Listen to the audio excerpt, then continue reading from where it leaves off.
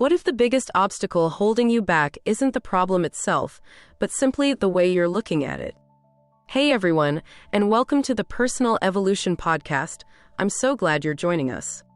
Today, John and Lisa are tackling a fascinating idea that could seriously shake up how you navigate challenges. It's called changing boxes, inspired by the work of Dr. Joe Dispenza.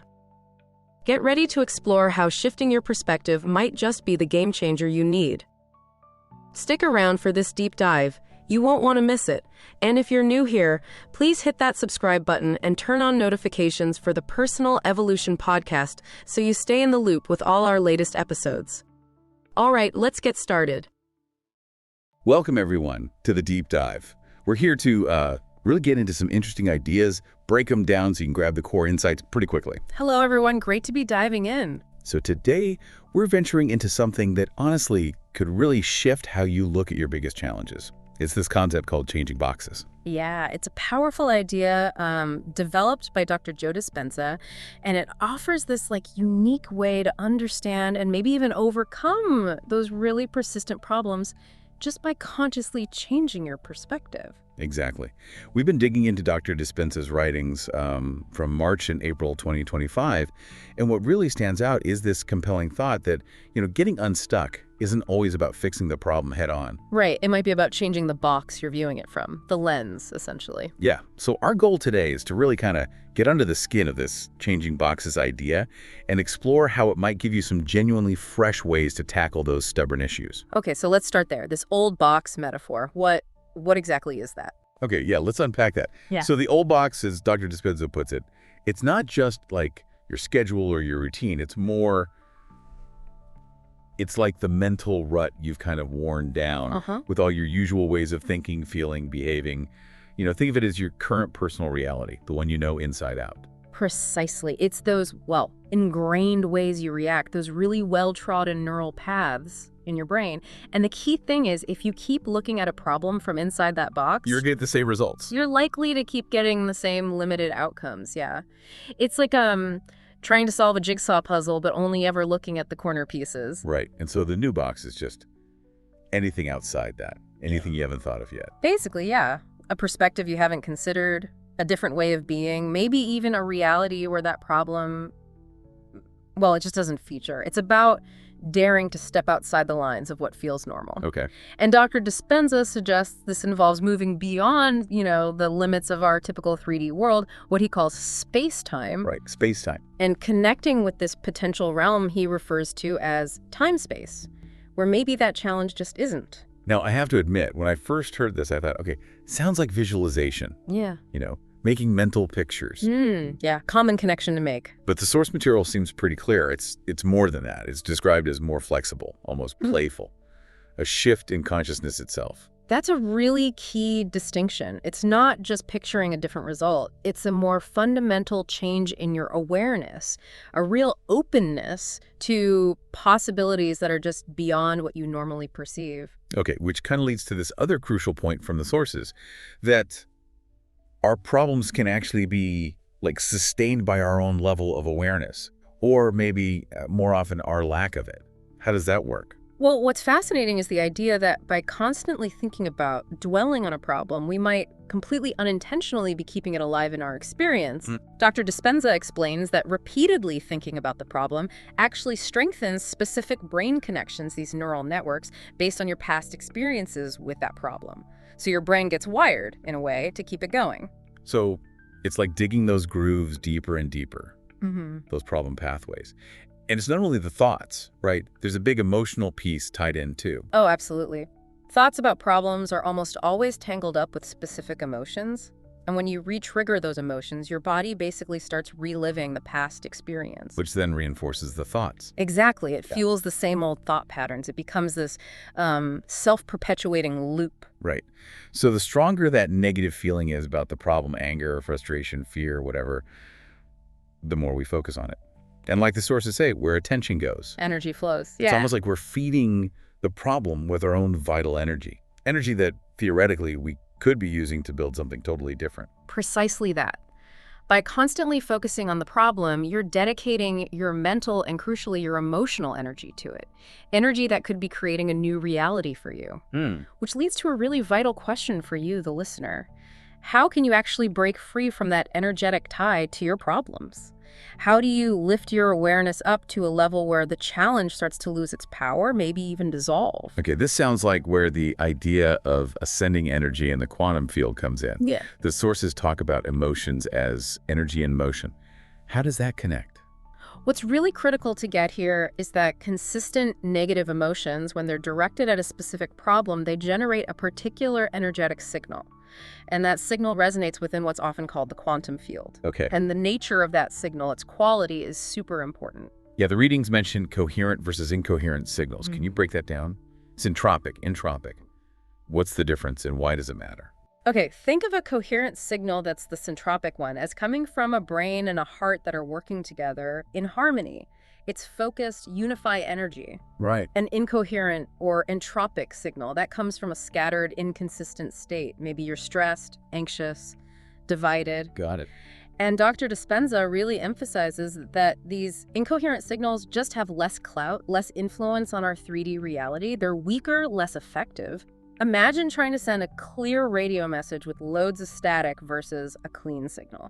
That makes total sense. So if we're feeling all churned up emotionally while focusing on the problem, our signal to this quantum field is weak and messy. Exactly. And this really hammers home that point from earlier. Yeah. You can't solve a problem from the same thinking, the same consciousness that created it. You need to get above it somehow. You need to raise your level of awareness to generate a more coherent and therefore more powerful signal. Now, the source material also gets into thoughts being patterns. How does getting, triggered by a problem link back to those neural networks we mentioned? Well, when you get triggered, it's often just your brain automatically replaying those existing pathways. It's like hitting play on an old recording. And those pathways are already linked to specific emotions, so it kicks off that feedback loop again. Your usual reaction just feeds the problem the same old energy, keeping you firmly in that old box. And that interplay between thoughts and feelings is so central here, isn't it? The idea that thoughts have an electrical charge, feelings have a magnetic charge. And together they create an electromagnetic signature. Yes. That signature is basically broadcasting your state of being, and it shapes your experience of reality. So if you keep thinking about the past, reacting to things now in the same old ways, that signature stays static, and your reality tends to reflect that it stays the same. This is actually a great point for self-reflection. Is the way you currently think about a specific challenge making you feel stronger, more resourceful, or is it draining you, making you feel helpless? It really seems like those negative emotional reactions just, throw a spanner in the works. They trigger stress responses. Right, the fight or flight stuff. Which leads to that incoherence between the brain and heart. The source material even calls it static in our energy field. I like that analogy. It's a great analogy. Because this incoherent energy, coming from negative thought patterns, it creates these, you could think of them as incomplete or malformed patterns in the quantum field. Malformed patterns. Yeah, and here's the really interesting bit. These flawed patterns can unintentionally end up reinforcing the very problems you want to solve, because the underlying energetic blueprint is somehow off. It's not whole. Wow. And it's not just about feeling bad in the moment, is it? The writings even touch on potential long-term stuff. Yeah. Linking that prolonged stress from negative patterns to possible illness, even changes in gene expression. It really does. It just underscores how deeply interconnected our mental, emotional, and physical states are, and how they collectively influence our reality on a profound level. Which brings us right back to changing boxes, that feeling of being trapped when facing these persistent issues with the same mindset. The source encourages taking a step back, maybe imagining how your own behavior looks to an outsider. Like seeing yourself run on a hamster wheel that everyone else can see, but you can't. That objective view can be incredibly illuminating for self-awareness, can it? And the crucial insight here is, well, if we accept the premise of this vast quantum field holding infinite possibilities, then solutions must already exist. Then logically, solutions or ways out of our current situations must already exist as potential. They're out there. But we can't see them or access them if we're stuck looking through the lens of the past. Those old emotions, thoughts, feelings. Exactly. So the essential step, the key, is consciously shifting your attention, your energy, your emotions, your thoughts, your whole state of being, really away from the 3D problem. And towards potential. Towards potential. Towards what's possible. To find that way out of the old box, you need to elevate yourself. You need to get to a higher mental level than the one currently sustaining the problem. So just reacting the same way keeps our energy stuck, reinforces the brain patterns, the body patterns, affects biology, genes. It's a whole system. It really is a cycle. And the source suggests becoming aware of those unconscious thoughts that often run the show, right? The I can't, I'm not good enough, this will never change kind of scripts. Yes, becoming aware of those deeply rooted, self-limiting beliefs is absolutely the first critical move. Just recognizing them starts to loosen their grip on you. Takes away some of their power. Exactly. It helps you begin dismantling those unconscious programs that keep you chained to the same old conditions. And that's not always comfortable looking at that stuff. Yeah. The source mentions becoming conscious of thoughts tied to things like resentment, shame, anxiety. No, it's definitely not always comfortable. But crucially, the material frames that very awareness as progress. It's a sign you're moving towards a higher level of consciousness. Because even though it might feel difficult wading through those denser emotional layers, doing so actually increases your personal energy. And as Dr. Dispenza often points out, you can't separate energy and awareness. More energy, more awareness. As your energy rises, your awareness expands. It literally lifts you to a mental vantage point above where the problem originated. And it's from there, from that higher place, that you start to perceive those new boxes, those possibilities you were blind to before.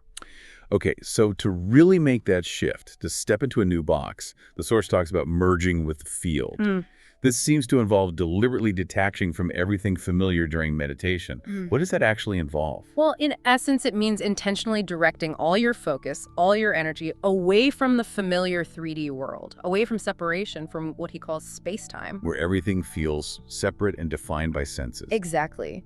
By consciously pulling your attention off that known reality, you're basically swinging the door open to the unknown, to the quantum field, that huge ocean of potential. And in that deep focus state, the description is becoming no body, no one, no thing, no place.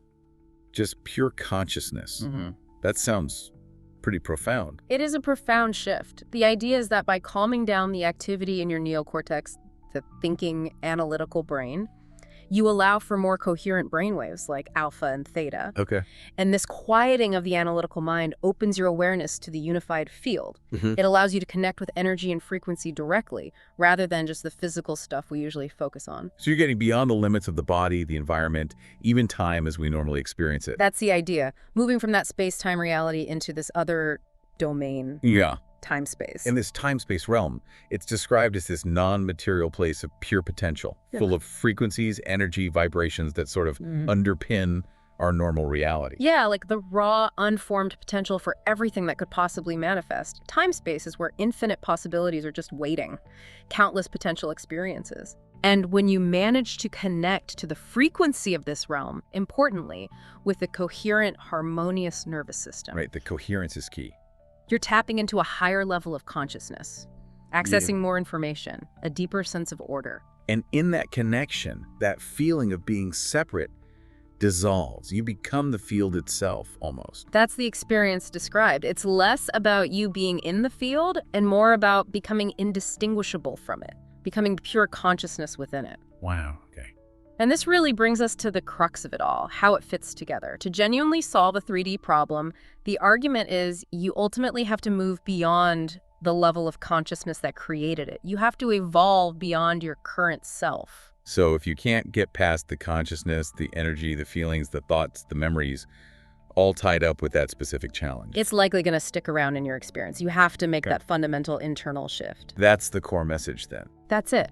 By moving beyond the region of you that's tied to your current reality and really truly connecting with that unified field of potential, you enter the realm where all possibilities exist. And from there, you can start to align with a different reality, one where that problem just isn't part of the equation anymore. And that, in essence, is the power behind changing boxes. Thank you for joining us on this really fascinating deep dive into changing boxes. It's a compelling idea, for sure. Lots to think about regarding how we handle challenges. It really is, and perhaps it leaves you with a thought to chew on. What old boxes might you be living in without even knowing it? And what amazing possibilities could open up if you just allowed yourself to consider perspectives you haven't even dreamt of yet. Definitely something to reflect on. We encourage you to think about these concepts, see how they might resonate or apply in your own life. Until our next deep dive, keep exploring those possibilities. What's your take on Joe Dispenza's method? Drop it below. We read every comment, like, share, and subscribe to the Personal Evolution Podcast for more mindset shifts. See you next time.